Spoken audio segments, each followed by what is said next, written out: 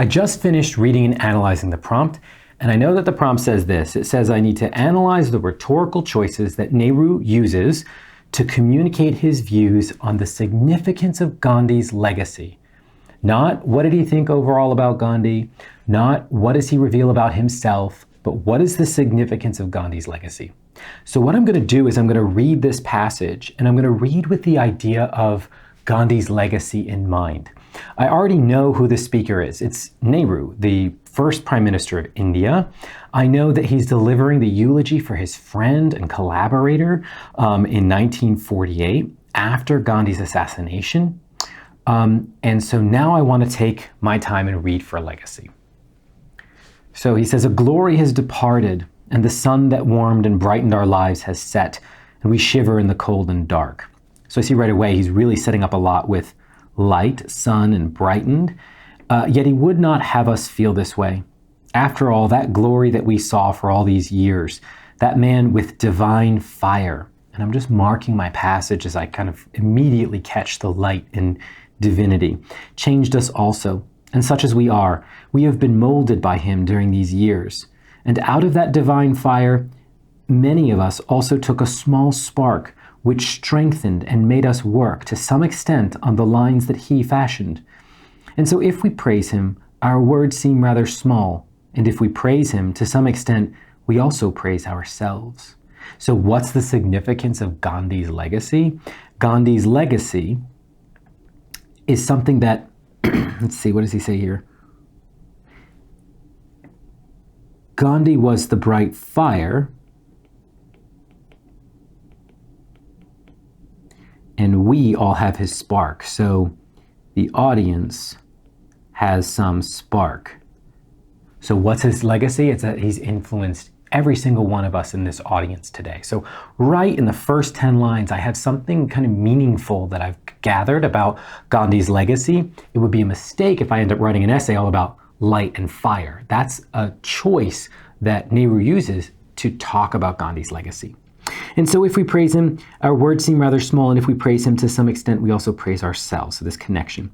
Great men and eminent men have monuments in bronze and marble set up for them.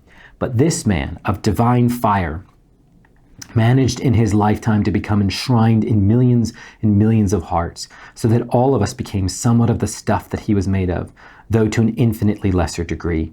He spread out in this way all over India, not just in palaces or in select places and assemblies, but in every hamlet and hut of the lowly and those who suffer.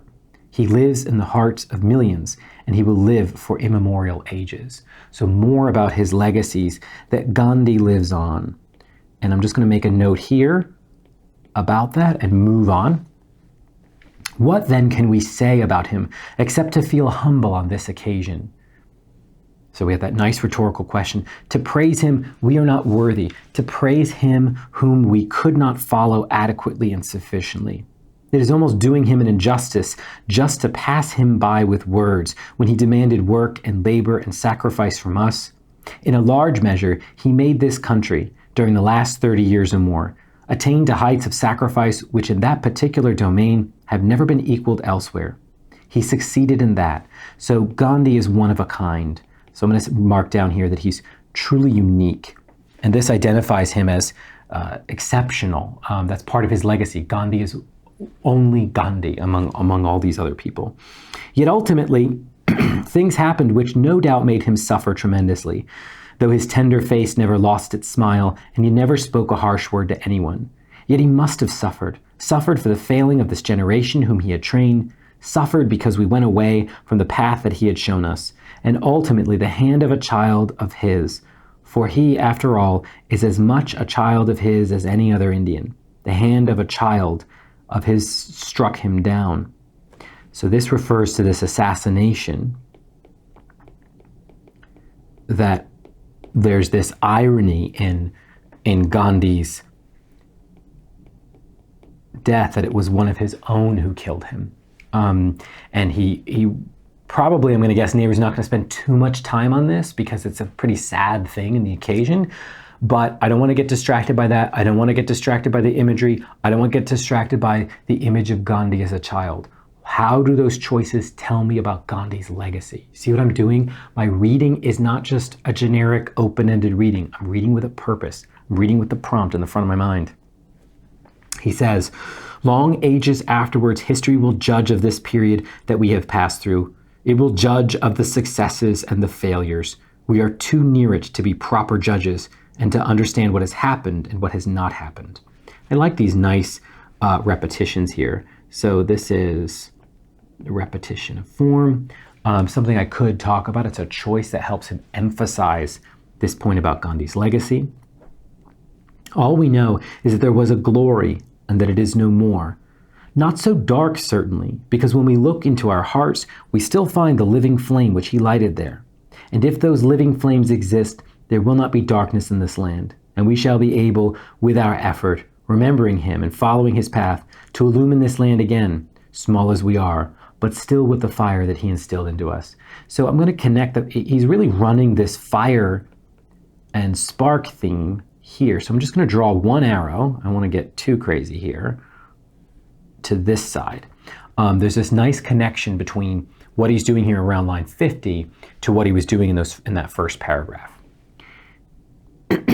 He was perhaps the greatest symbol of the India of the past, and may I say of the India of the future. So what is the significance of Gandhi's legacy? He's the greatest symbol of India in the past and India of the future that we could have had.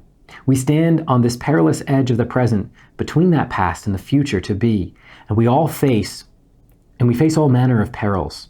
And the greatest peril is sometimes the lack of faith which comes to us, the sense of frustration that comes to us, the sinking of the heart and of the spirit that comes to us when we see ideals go overboard, when we see the great things that we talked about somehow pass into empty words and life taking a different course.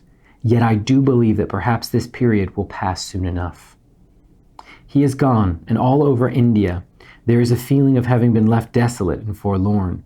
All of us sense that feeling. So notice what he's doing. He's grabbing all of India and all of us.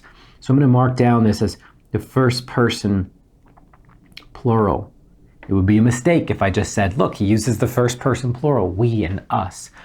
But it wouldn't be if I explained how that helps Nehru unify this audience. I'm presuming this would be a very large public event. The death of Mahatma Gandhi, his funeral, there's this large unifying of that entire audience, of the entire nation.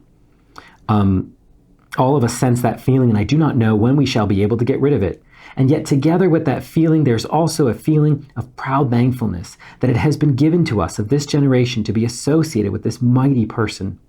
In ages to come, here we're in the legacy, the future, in ages to come, centuries and maybe millennia after us, people will think of this generation when this man of God trod on earth, and will think of us who, however small, could also follow his path and tread the holy ground where his feet had been. Let us be worthy of him. What an incredible line at the end there. But I'm going to highlight here that in the ages to come, people will think of this generation. Gandhi's legacy is some statement about the entire generation. And he calls him a man of God for the first time, repeats that they're small, and says we should be worthy of him. So let me just zoom out for a second here, and let's look at the annotations I made. In one sense, these are pretty good annotations. I marked down some themes, such as Gandhi lives on. I identified a connection between the spark and imagery in lines 50 or so up to the first paragraph. But in other areas, maybe some of these underlines and things aren't helpful. This is probably a good amount of annotation. Sometimes people can over-annotate. One thing I've seen that people do very, very well is that in the margins, they begin to write sentences that are more purposeful. They become sentences that you can put into your outline and to your essay. But remember, the more time you spend in the passage marking it up, the less time you have to write the essay. So it's a balancing act, right? If you don't mark the passage and you read too quickly, you're going to have less to say later. If you spend so much time planning and thinking your way through, you may only have 15 minutes to write. So as you practice, watch yourself, work with your style. Don't just adopt what I'm recommending or what your teacher says. Work around how you and your pen will work on a page. The key is that you read, and you read with purpose. And the purpose is the prompt.